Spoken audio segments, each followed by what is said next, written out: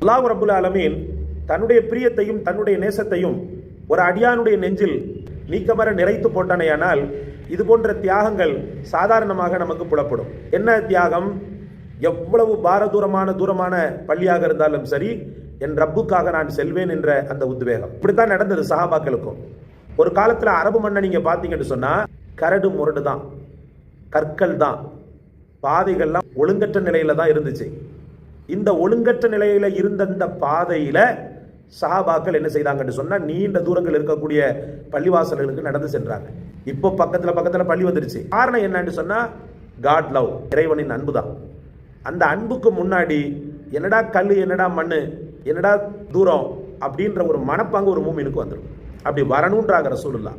அப்படி அல்லாஹ் ரப்புல் ஆலமீனுடைய பள்ளிக்கு தூரத்தில் இருந்து நடந்து ஒருத்தர் பள்ளிக்கு என்ன செய்யறாரு, போறாரு. மக்களில் நற்கூலி அதிகம் பெறுபவர் என்று சொன்னாங்க.